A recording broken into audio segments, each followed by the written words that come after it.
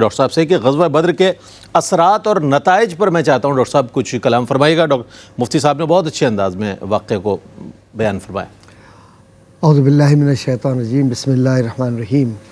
مولا صلی وسلم دائما ابدا علی حبیبک خیر الخلق کلہم، یا رب بالمصطفیٰ بلغ مقاصدنا واغفر لنا ما مضی یا واسع الکرم۔ برادر محترم حضرت علامہ محمد سہیل رضا امجدی صاحب نے بدر کے ان حرکی پہلوؤں کی طرف اشارہ کیا ہے جس کو کہتے ہیں وار ڈائنامکس۔ ایگزیکٹلی ملٹری اسٹریٹجی کے اندر وہ خاص ٹرم استعمال ہوتی ہے۔ اور پھر قیادت کہ قائد ہے کون؟ قائد عام فرد ہوگا تو اسے یقین نہیں ہوگا، عام پالیسی ہوگی، عام سی بات ہے، لیکن جب قائد اللہ کا نور ہو تو روشنی کیسے نہیں پھیلے گی؟ یہ اپنی پھونکوں سے اس روشنی کو بجھانا چاہتے ہیں، مٹانا چاہتے ہیں، ممکن نہیں ہے، یہ ناممکن ہے۔ اب یہ جو بدر کا واقعہ جس طرف قبلہ علامہ صاحب نے اشارہ کیا، اس کا بارہا میں نے سوچا کہ بدر کیا ہے؟ بدر اصل میں فتح مکہ کا پیش خیمہ ہے، واہ واہ واہ، کیا بات، مقدمہ ہے، مقدمہ ہے، کیا اچھی بات کیا۔ جس کتاب کو آپ لکھتے ہیں اس کا ایک مقدمہ ہوتا پیش ہے، لفظ ہوتا ہے اس کا، پیش لفظ۔ کیا بات، وہ جتنا مضبوط ہوگا اتنا ہی وہ کتاب اپنی خوبصورتی کے ساتھ قاری کے ذہن میں اترتی چلی جائے گی۔ تو بدر اولا اور بدر ثانی دو بدر ہیں۔ ڈاکٹر صاحب آپ نے اپنے جواب کا بھی پیش لفظ اتنا خوبصورت باندھا ہے، دل چاہتا ہے اس کو تفصیل سے سنیں۔ ذرا سا وقفہ ہے، وقفے کے بعد لوٹتے ہیں اور ڈاکٹر صاحب سے انشاءاللہ جواب کو مکمل کریں گے۔ ڈاکٹر صاحب ہمارے ساتھ رہیے۔ جی جناب، آپ کا خیر مقدم ہے۔ اسلامی مہمات پر بات ہو رہی ہے۔ قبلہ مفتی محمد سہیل رضا امجدی صاحب نے غزوہ بدر کے حوالے سے بہت ہی جامع و مانع گفتگو فرمائی اور اس کے بہت اہم نکات پر گفتگو فرمائی۔ ہم آف ایئر بھی وہی باتیں کر رہے تھے، اب جب آپ کی خدمت میں حاضر ہوئے تو ہم وہیں سے کنٹینیو کریں گے کہ غزوہ بدر کے اثرات اور نتائج پر ڈاکٹر صاحب نے اتنا خوبصورت ایک سرنامہ کلام پیش کیا، پیش لفظ پیش کیا اپنے جواب کا، کہ دل نہیں چاہ رہا تھا کہ ہم بریک لیں، لیکن چونکہ باقی جواب جو ہے بہت مفصل ہے اور بہت عمدہ ہے، ہم چاہیں گے آپ کی خدمت میں پیش کریں۔ جی ڈاکٹر صاحب، میں یہ عرض کر رہا تھا کہ یہ جس کو ہم جنگ کہتے ہیں نا، اصل میں یہ جنگ نہیں، یہ عبادت ہے۔ اور عبادت اس لحاظ سے اب آپ سوچئے میں کیوں یہ میں نے لفظ استعمال جی فرمائیے۔ جو ظالم ہوتا ہے وہ پیش قدمی کرتا ہے۔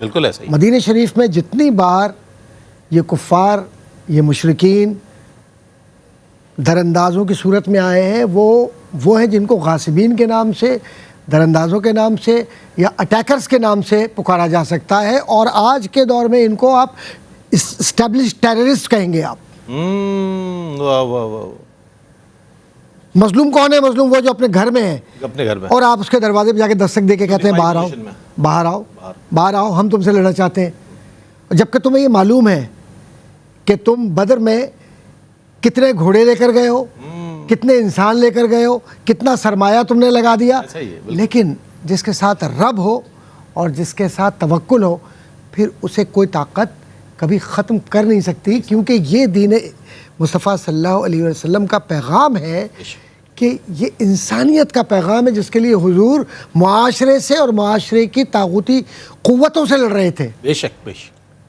وہ کوئی قریش کے احساسوں پہ قبضہ کرنے کے لیے کوئی جنگ تھی؟ بھائی آج کی جنگیں ہیں نا، میں تو سیدھی بات کہتا ہوں، آج کی جنگیں پانیوں پہ ہوتی ہے، احساسوں پہ ہوتی ہے، اکانومی پہ ہوتی ہے، مارکیٹنگ پہ ہوتی ہے، اور پھر اسپیس تھیری کے اندر جا کر آسمانوں اور زمینوں پر حکمرانی کے لیے ہوتی ہے کہ چاند پر کون جا کے پہلے جھنڈا لگائے گا۔ تو میرے رسول کا تو خسروا عرش پہ اڑتا ہے پھریرا تیرا، ان کا تو جھنڈا لگا ہوا ہے، انہیں جھنڈا لگانے کی ضرورت نہیں ہے۔ وہ پیغام پہنچا رہے تھے۔ انہوں نے یہ سمجھا کہ بدر کا جو مقام ہے یہاں پر مسلمانوں کو ہمیشہ کے لیے خاموش کر دیں گے، خاموش کر دیا ہے، لیکن عریش کے مقام پر مصطفیٰ کریم کے چہرے انور و آسمان کی طرف نگاہ اٹھا کر وہ دعائیں کرنا اور وہ تضرع کے ساتھ دعا. ہائے اللہ اکبر، قربان جائیں. اور پھر ایقان کا یہ عالم کے اوکاشا نے ایک چھڑی ہاتھ میں لی حضور کے دی ہوئی، وہ جو چھوٹا سا وہ ایک شاخ تھی، اور اس کا تلوار بن جانا. یہ زمینی جنگ نہیں ہو سکتی، کوئی زمینی جنگ ایسے نہیں ہوئی آج تک، حضرت عکاشہ آتا ہے نام ہے نا. اب آپ آ جائیے، اس کے اثرات کیا ہوئے؟ اس کے اثرات یہ ہوئے کہ یہ ہمیشہ کے لیے یہ جو کفار تھے، مشرکین تھے، ان کی جو طاقت تھی اور ان کا جو غرور تھا، اور ان کے اندر جو وہ اتھارٹیرین اسکول آف تھاٹ تھا. Authoritarian school of thought political science میں ایک خاص ٹرم ہے. یہ اس اسٹیٹ کے لیے استعمال ہوتی ہے کہ جس میں مائٹ از رائٹ، یعنی طاقت کی بنیاد پر زمینوں پر قبضہ کرنا اور لوگوں کو غلام بنانا،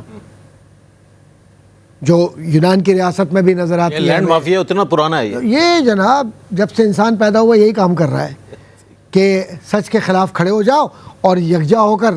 تو اس طاقت کو، جس کو اتھارٹیرین اسکول آف تھاٹ کہتے ہیں، استبدادیت کہتے ہیں، جس کو آپ مطلق العنانیت کہتے ہیں، رسول اکرم صلی اللہ علیہ وسلم نے اس گڑھے میں جب ان سارے کفار کو ڈال کر، مٹی ڈال کر یہ بتلا دیا کہ آج میں نے رب کے کرم سے ہمیشہ کے لیے استبدادیت کو دفن کر دیا. کیا بات، کیا کہنا. اب اس کے اثرات جو آپ کو نظر آتے ہیں، وہ اثرات کیا نظر آتے ہیں؟ وہ کیا ہے؟ کہ اس جنگ میں، جو جنگ بدر ہے، اصل میں اس میں مسلمانوں نے کچھ سیکھا ہے. نمبر ایک، کہ کیسے کمانڈر کی اطاعت نماز میں کی جاتی ہے، کیونکہ یہ رات کا نمازی ہے اور دن کا غازی ہے.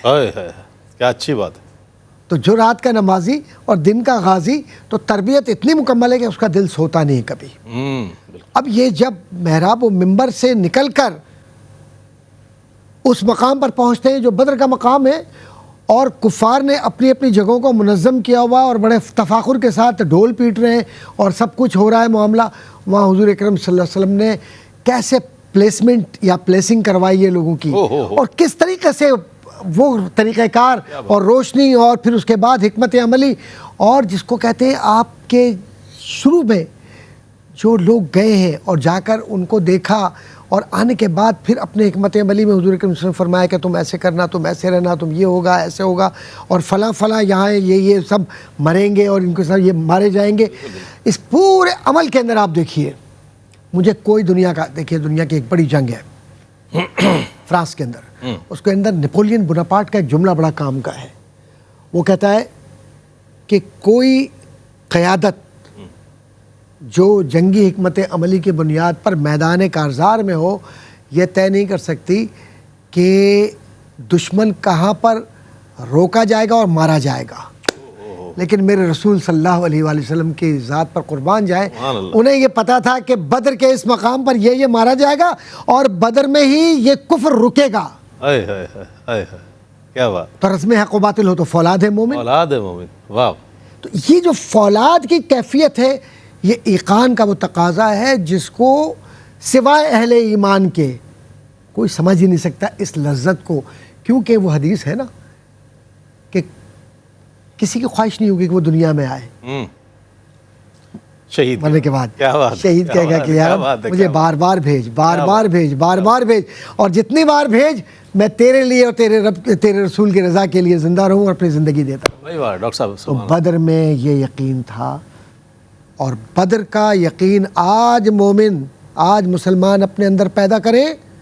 میں پوری ذمہ داری سے بات کہتا ہوں، ذلت ان سے دور ہو جائے گی. وہ ایمان تھا، وہ اللہ والے تھے.